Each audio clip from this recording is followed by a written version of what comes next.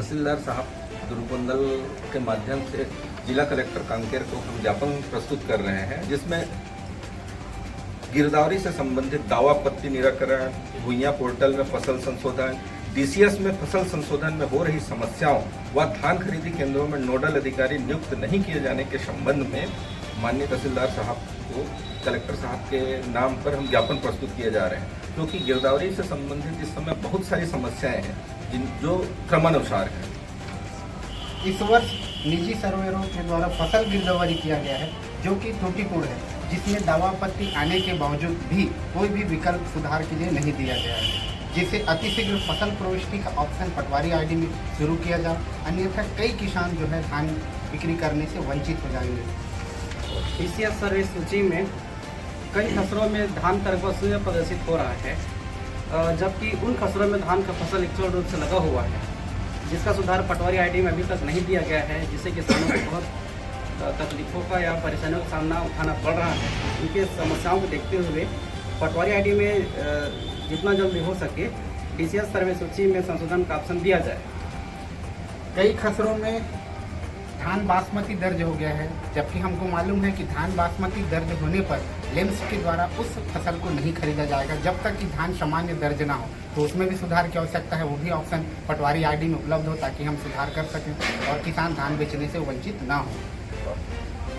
DCS में रकबा प्रदर्शित, जैसे अभी डिजिटल क्रॉप सर्वे हुआ है, उसमें क्या होता है कि फसल के साथ फसल का नाम और रकबा प्रदर्शित होना चाहिए, लेकिन उसमें फसल का रकबा प्रदर्शित नहीं हो रहा है। इससे भी हमको ये पता नहीं चल पा रहा है कि जैसे हम धान फसल लगाए हैं तो कितने एरिया में धान का फसल लगा है वो पता नहीं चल पा रहा है, वो भी सुधार के लिए प्रदर्शित होना चाहिए। धान खरीदी केंद्र में पटवारी की ड्यूटी ना लगाया जाए, क्योंकि हम राजस्व के विभिन्न कार्यों में संलग्न रहते हैं और सुचारू रूप से कार्य करने के लिए हमें समय की आवश्यकता होती है, लेकिन धान खरीदी केंद्र में हमारी ड्यूटी लगाए जाने के कारण हम राजस्व प्रकरणों के निराकरण या किसान से संबंधित जो कार्य हैं उसको हम करने में सही रूप से समर्थ नहीं हो पाते हैं, जिससे समस्या उत्पन्न होती है। हम चाहते हैं कि धान खरीदी केंद्र में हम पटवारी साथियों का ड्यूटी ना लगाया जाए। मैनुअल गिरदावरी में भी एक बहुत बड़ी समस्या आई है।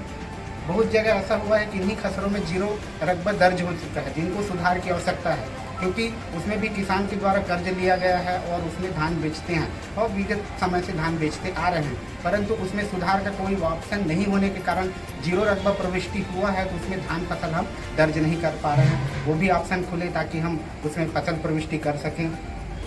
और कुछ बातें हैं, कई खसरों पर जो बासमती का है तो वो तो मैं बोल चुका हूँ। कई खसरों में शून्य प्रदर्शित हो रहा है, रकबा जो शून्य प्रदर्शित हो रहा है उसके बारे में भी बोल चुका हूँ। डीसीएस सर्वे को पूर्व में ट्रायल बेस पर शुरू किया गया था, सभी को यही बताया गया था कि ये ट्रायल बेस पर प्रारंभ किया गया है,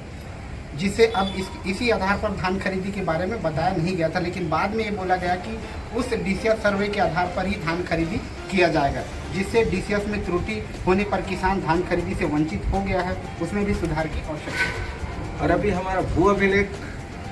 कार्यालय, हम चूँकि हमारा प्रदेश कृषि प्रधान देश है और हम कृषि का गणना करते हैं, और सर्वेयरों ने मुख्य रूप से धान और मक्का फसल को ही लिया गया है, जबकि कई प्रकार के दलहन, तिलहन और साग सब्जियाँ होती हैं जिनका सभी का गणना करना होता है, जिसके लिए हम लोग खरीफ पत्रक तैयार करते हैं, रबी पत्रक तैयार करते हैं। उसके आधार पर ही छत्तीसगढ़ की कृषि की गणना की जाती है, जो इस वर्ष नहीं हो पा रही है। यह भी अत्यंत खेद का विषय है और हम ये चाहते हैं, हम सरकार से ये अपील करते हैं कि ये सब वापस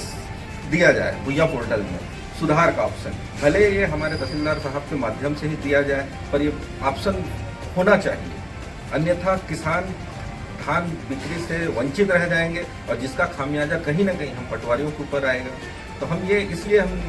कलेक्टर साहब के माध्यम से शासन प्रशासन से गुजारिश करते हैं कि पुनः भुइयां पोर्टल में गिरदावरी का ऑप्शन खोला जाए।